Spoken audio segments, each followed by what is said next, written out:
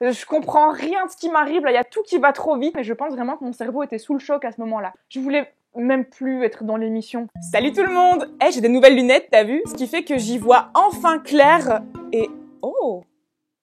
Mais vous êtes jolie en fait. J'ai aussi des nouveaux cheveux, mais j'ai tourné cette vidéo avant d'avoir des nouveaux cheveux. Donc tous les gens sur Instagram, ils le savent déjà, mais pas toi parce que tu me suis pas encore sur Instagram. Donc fais-le si tu veux être au courant des updates de mes cheveux. Salut tout le monde, c'est Aline Dessine. Aujourd'hui on se retrouve pour une story time qui est attendue depuis très longtemps. J'aurais bien aimé pouvoir vous en parler plus tôt, mais quand on participe à ce genre d'émission, on signe un contrat avec plusieurs conditions, notamment une clause de non-divulgation qui dit que je ne pouvais pas parler de l'émission pendant 3 ans à partir de la diffusion de l'émission. Ce qui fait que j'ai pas pu vous en parler avant, mais aujourd'hui, je suis libérée de cette contrainte, je peux enfin tout vous raconter. Ah là là, installe-toi bien confortablement, je vais te raconter l'histoire de ma désastreuse participation à Ninja Warrior. Juste avant de te raconter cette histoire, merci beaucoup à Bulk qui sponsorise cette vidéo, comme pratiquement toutes mes vidéos depuis un peu plus d'1 an. Et justement, ce que je suis en train de boire en ce moment, c'est du café au collagène de chez Bulk. Je t'en ai déjà parlé plusieurs fois parce que c'est un de mes petits favoris de la marque. Le collagène, faut savoir que c'est super bon pour la peau, pour les cheveux, pour la santé des articulations et pour la santé en règle générale. C'est parfait autant pour les sportifs que pour les non-sportifs. Alors je te parle du café au collagène parce que moi j'adore le café, mais il y a plein d'autres façons de consommer du collagène parce qu'on m'a déjà demandé, moi j'aime pas le café, comment je fais si je veux prendre du collagène? Bulk vend également du collagène sans café. Le collagène c'est vraiment magique, ça prévient les rides, d'ailleurs avec ça qu'on fait des injections pour les personnes qui veulent pas vieillir, enfin bref, c'est top. Comme d'habitude, je t'ai mis en description un lien vers le site Bulk, c'est un lien traqué qui permet de voir un petit peu le trafic que je génère sur le site de Bulk. Un simple clic sur ce lien soutient directement mon travail sur cette chaîne. Merci si t'as pris le temps de cliquer, vraiment ça me soutient directement. Un autre clic qui me soutient directement, c'est le petit like, ne l'oublie pas, ça serait vraiment cool. Cette merveilleuse histoire commence en octobre 2016. À cette époque-là, je devais avoir entre 20 et 30 000 abonnés sur Instagram. Je parlais que anglais sur mes réseaux, donc l'écrasante majorité de mes followers étaient pas du tout francophones. Et à l'époque, j'avais pas encore assez de public pour vendre suffisamment de dessins pour en vivre confortablement, ou même pour en vivre tout court, j'étais vraiment dans la dèche. Du coup, j'ai été super surprise quand une recruteuse de chez Ninja Warrior m'a contactée en DM sur Instagram, et elle me dit qu'elle a repéré mon profil et qu'ils me veulent absolument dans l'émission. Dans un premier temps, j'étais un petit peu réticente. Pour moi, participer à Ninja Warrior me semblait pas si avantageux que ça. Mais bon, je lui laisse la porte ouverte parce qu'on sait jamais, ça peut quand même être une opportunité intéressante. Elle me téléphone pour m'expliquer un petit peu ce qu'il en serait et au téléphone, elle m'a complètement convaincue. Elle m'explique qu'on pourrait me présenter sous mon nom d'artiste, que je pourrais venir avec des books, des dessins, qui seraient peut-être même montrés à la télé. Pour moi, c'était un truc de fou à ce moment-là, me dire waouh, être présentée comme Aline Dessine, illustratrice sur TF1, truc de malade. Et si en plus, en bonus, on peut montrer mes dessins à la télé, mais vas-y, go, allons-y. Et de là, ça allait très très vite parce que déjà le 9 février, j'étais attendue à Paris pour l'étape suivante des sélections. Moi, j'arrive et je rencontre la recruteuse qui est hyper contente de me voir, qui me dit qu'elle est ravie que j'ai accepté de venir, qu'elle me veut trop sur l'émission, qu'elle est super contente que je sois là. Ils avaient loué une espèce de hall omnisport et il y avait pas mal de candidats qui étaient là. Et de là, ils ont tous fait passer les mêmes épreuves. Il y avait une épreuve, il fallait courir contre un mur pour courir le plus haut possible, un petit peu comme l'épreuve du mur incurvé à la fin de l'émission. Il y avait une épreuve où il y avait des cordes qui pendaient au plafond avec différentes prises, donc des boules, des tubes. C'est très tendancieux ce que je suis en train d'expliquer et de mimer, mais en bois, des objets en bois inanimés qui ne sont pas du tout faits de chair humaine. Et il fallait faire le parcours de prise en prise. À ce stade, tout se passe encore super bien. Et 2 semaines plus tard, déjà fin février, j'ai la confirmation que je suis sélectionnée pour participer au vrai tournage Ninja Warrior. Donc là, ça y est, j'ai passé toutes les étapes de sélection, c'est ok, je vais passer dans l'émission. Ils me disent qu'ils vont me téléphoner pour que je puisse m'organiser au niveau des transports parce que le tournage est déjà vachement proche. Là, on est fin février et le tournage, en fait, c'est courant du mois de mars. Donc c'est vachement proche. Les transports ne sont pas pris en charge par la prod, enfin si, mais avec un budget très très limité. Ils ont un budget de 70 € maximum par trajet, donc 70 € aller, 70 € retour. Moi qui viens de Belgique jusqu'à Cannes, 70 €, je vais pas aller bien loin. D'autant plus que j'avais un accompagnant et là ils prennent rien en charge pour l'accompagnant. Donc pour avoir des billets de train pas trop chers, ça m'arrangerait qu'ils téléphonent relativement vite, ce qu'ils ne font pas. Donc je relance le 28 février, j'ai pas de réponse, je relance le 5 mars, j'ai pas de réponse, je relance 10 jours plus tard, j'ai toujours pas de réponse. Donc de là je me dis bon tant pis, je vais prendre mes transports et on se débrouillera. En parlant de ce qu'ils prennent en charge ou non, alors ils ne prennent rien en charge pour l'accompagnant, donc tous les repas c'est pour nos frais. Pour moi, ils prennent en charge le petit déjeuner mais pas les autres repas. Le 22, je reçois un mail absolument merveilleux avec la liste des choses que je dois penser à prendre pour le tournage. Je vais le prendre sous les yeux, ce sera beaucoup mieux. Avec ce mail, franchement, j'aurais dû comprendre que ça allait partir en... Mais bon, j'étais jeune, j'étais naïve et je pensais que c'était une super opportunité. Quelle blague. Dans ce mail, donc, il y a une liste des choses que je dois prendre. Tenue accessoire. En gras, souligné majuscule, dans l'ordre, nous avons mini short, maillot de bain sexy, attention le sexy a été précisé, mon matériel de dessin, là ça me rassure, je me dis cool, mes dessins les intéressent toujours. Lol. Plusieurs maillots de bain, plusieurs tenues de sport, plusieurs tenues de ville pour les interviews. Et il précise quand même privilégier des tenues qui te mettent en valeur, brassière, petits débardeurs, shorts, etc. Et moi je vois rien, je vois pas les red flags. Tout ce que je vois c'est waouh, ils veulent que j'amène de quoi dessiner, c'est trop bien. En plus en off au téléphone, il m'avait dit bah ce serait sympa si tu pouvais dessiner les présentateurs ou des dessins en rapport avec l'émission. Du coup moi je leur ponds des dessins des présentateurs, un dessin pour l'émission, vraiment spécifiquement pour ça. J'imprime des books en plusieurs exemplaires, comme ça je peux les déposer, je prépare des clés USB à donner à la prod, enfin vraiment je suis ready, je suis trop prête niveau dessin. Je prends mes petits maillots sexy en mode ouais c'est bon, ils l'ont mis en premier dans la liste, mais t'inquiète, ils veulent mes dessins, c'est surtout ça la priorité. La naïveté. Dans la chronologie, je pense que ça y est, on est au moment du tournage, donc le 28 mars, je suis attendue sur place à Cannes. Ah oui, donc déjà, le tournage se passe en mars. En mars. Il fait froid en mars, il fait super caillant. J'ai eu froid.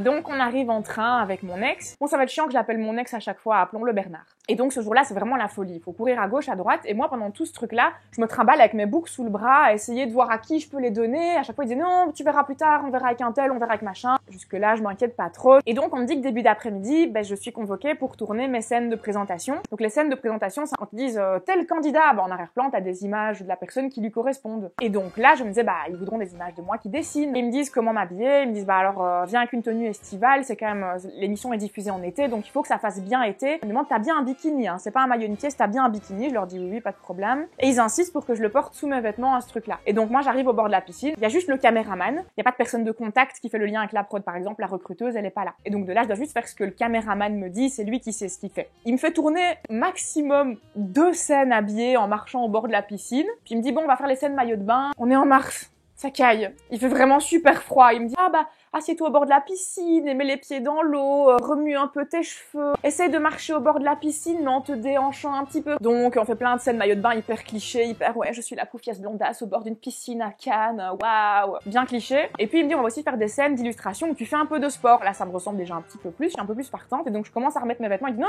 reste en maillot parce qu'évidemment tout le monde s'entraîne en bikini évidemment. Donc il me ramène un vieux tapis de yoga tout pourri en disant vas-y fais des trucs. Je peux faire des exercices sur un tapis de sol mais c'est pas représentatif de ma pratique du sport. Donc je lui fais quelques crunchs abdos. Il dit non c'est pas très joli les crunchs, t'as pas un exercice un peu fessier ou quoi? Je dis sans poids je sais pas faire grand chose. Il dit fais des squats comme ça sans rien. Donc j'ai dû faire des squats à vide en bikini en mars, sans aucun poids. Cet exercice n'a aucun intérêt à faire du squat à vide, ça sert vraiment à rien, ne le faites pas, vous perdez votre temps. Et donc me voilà à faire des exercices de greluche, dans une tenue de greluche, au bord d'une piscine de greluche. Je le fais en me disant, il y a toujours mes dessins qui sont là-bas, on va le filmer après, il y a plusieurs étapes. Et puis on finit cette scène-là, il dit, ok, salut, au suivant. Je suis là, mais en fait on m'a demandé de ramener mes dessins, on va pas filmer. Il me dit, non, j'ai pas le temps, le programme, salut, au revoir, salut. Il me dégage. Dommage, on m'a pas filmé en train de dessiner. Tant pis, c'est pas grave. Dans tous les cas, ils vont me présenter comme Aline Dessine, ce qui est déjà super. Ah oui, parce que Dessine, c'est pas mon nom de famille, c'est le pseudo que j'utilise en tant qu'illustratrice. Et donc simplement voir mon nom d'artiste présenté à la télé, c'est déjà une très belle exposition pour mon activité.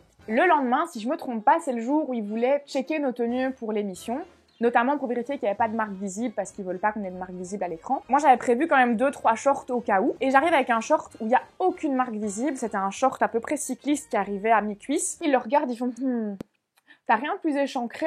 Heureusement, pour eux, j'avais un autre short plus échancré. Évidemment, c'est celui-là qu'ils ont choisi, malgré qu'il y ait une marque apparente. C'est surprenant, hein, pour vérifier qu'il n'y a pas de marque apparente, bien sûr. Ils disent non, c'est pas grave, on mettra un morceau de scotch par-dessus. Donc me voilà avec mon short noir à les fesses avec un morceau de scotch pour cacher la marque. Et ce jour-là aussi, on pouvait aller voir le terrain en plein jour pour voir un petit peu les épreuves qui nous attendaient. Et en fait, c'est hyper bizarre de voir le parcours en plein jour. Ça ressemble pas du tout au parcours de l'émission. Et donc là, on peut pas tester le parcours, mais donc on peut le regarder. Et il y a des personnes engagées par Ninja Warrior qui connaissent bien le parcours, qui nous montrent comment passer les épreuves, mais on le voit une fois. Donc ok, on sait ce qui nous attend, on l'a vu une fois, ok, super. À 18h, on a attendu sur le plateau, et de là, Bernard est dans un autre groupe que moi. En fait, le public est composé principalement d'accompagnants des participants. Ils nous ont dit qu'on aurait à manger sur place, donc moi j'ai rien prévu, j'y vais les mains dans les poches avec juste mes petits dessins sous le bras. Alors, en fait, oui, on avait à manger Un sandwich triangle par personne, sachant que le tournage il finit à 3h du matin. 18h, 3h du matin en sandwich triangle. Merci TF1. Alors les loges, on est sous une tonnelle, donc c'est pas des aménagements de ouf. En dehors de l'endroit où on se change, t'as une zone commune avec plusieurs bancs et une télé où on voit tout ce qui se passe sur le plateau. C'est marrant parce que dans l'émission, tu vois les gens qui sont ouais,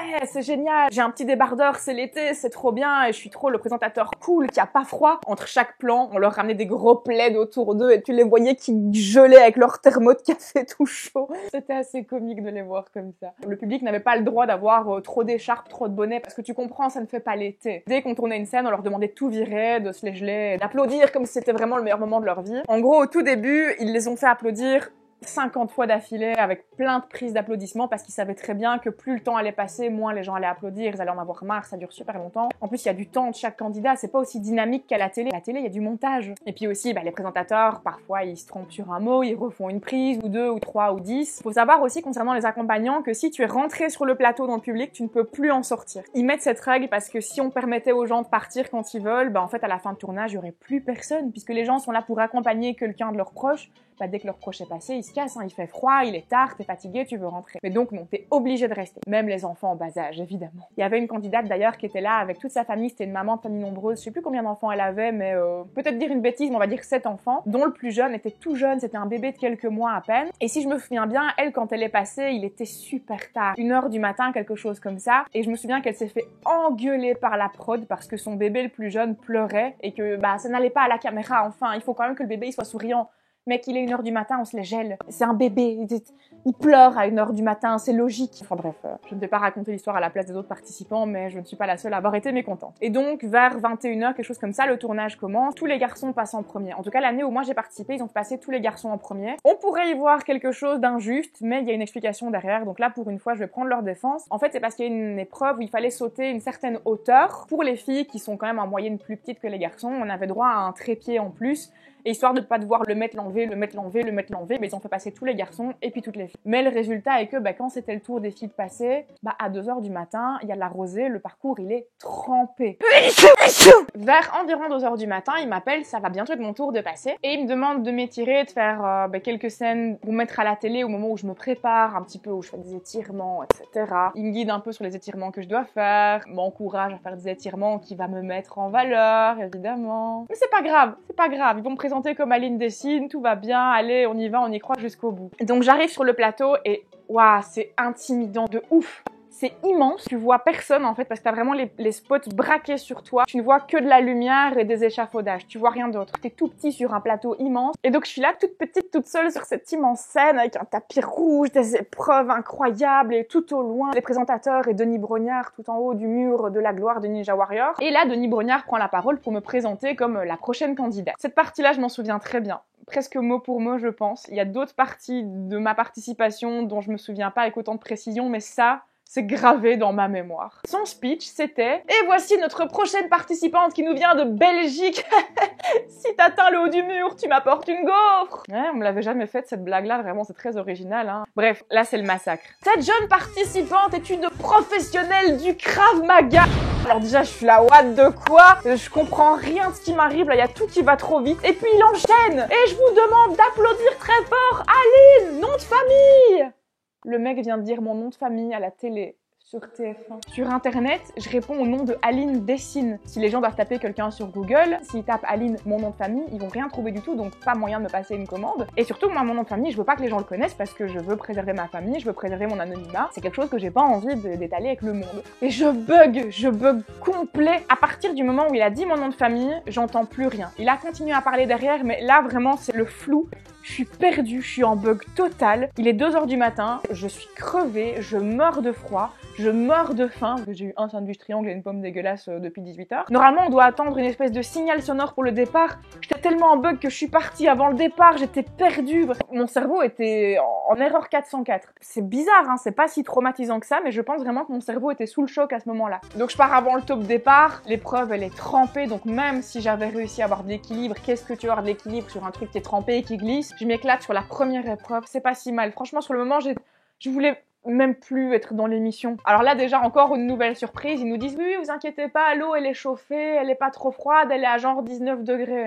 Mon cul, ouais. Ah, elle était gelée. Et j'ai cru que j'allais mourir d'hypothermie. Ce qui était pas plus mal, parce que au moins, le choc thermique m'a un peu remis le cerveau en place. Je comprenais à peu près ce qui venait de m'arriver. De là, je sors de la piscine. Il y a 36 000 caméras qui m'attendent, qui veulent mon ressenti à chaud, etc. Et de là, je pète plus un mot. Je veux plus leur parler. Je me barre directement vers les loges. Et là, j'ai d'ailleurs des échanges de messages avec Bernard, du coup. Et donc là, je lui ai dit, c'était trempé. Krav Maga sa mère. J'étais dégoûtée. L'eau est chauffée. Ouais, l'eau est chauffée, ouais, c'est ça. Dans tes rêves, elle est chauffée. Et puis juste le message qui résume tout. J'ai fait ça pour rien. Ils m'ont présenté comme Aline, nom de famille, c'est boulé. Moi, le lendemain matin, du coup, je dois aller leur rendre le pass de la chambre d'hôtel, mon badge de participante. Et il y avait la recruteuse qui s'était toute petite. Ah, elle savait qu'il y avait eu de la couille dans le pâté. Et tout ce que je lui dis, mais c'est pas du tout ça qu'on m'avait dit. C'est pas du tout ça qu'on m'avait présenté. Déjà, mes boucles là, personne n'en a voulu. Vous m'avez saoulé en me disant, ouais, fais des dessins, vas-y, dessine pour nous. Personne n'en voulait. Mais surtout, là, je lui ai dit, je ne veux pas apparaître dans l'émission. Là, je lui ai dit, je veux que vous me coupiez au montage. Et heureusement, c'est la seule de mes réquisitions qu'ils ont écoutées. Ils m'ont coupé au montage. Je ne suis jamais apparue dans l'émission. Et heureusement, mon Dieu, heureusement. Oh, qu'est-ce que ça m'aurait saoulé. Je me dis du coup, puisque ces dessins-là, personne n'en a jamais voulu, 5 ans plus tard, voilà les dessins, histoire que je les ai pas fait pour rien. Ah, ils sont beaux, ces dessins, génial. Ah, je suis vraiment très contente de les avoir faits. C'était donc l'histoire de ma désastreuse participation à Ninja Warrior. J'espère que ça t'a diverti. En vrai, ça fait du bien d'en parler. Voilà, le chapitre est enfin clos. Ça m'a pris 5 ans, mais le chapitre est clos. Pour me soutenir, ça prend que 2 clics. Tu peux liker la vidéo et ou cliquer sur le lien bulk en description de la vidéo. Ça me ferait beaucoup plaisir. N'hésite pas à commenter ma vidéo, je réponds au maximum, surtout pendant les 2 premiers jours. J'en profite encore pour vous remercier pour votre présence sur tous mes réseaux, parce que c'est clairement grâce à vous qu'aujourd'hui je peux vivre de toutes mes passions, et pas grâce à TF1. Tu serais vraiment un petit chat en chocolat si tu pensais à t'abonner et activer la cloche. Si tu es déjà abonné et que tu as déjà activé la cloche, eh bien, tu es déjà un petit chat en chocolat. Et moi, d'ici à la prochaine vidéo, je te fais des gros poutous.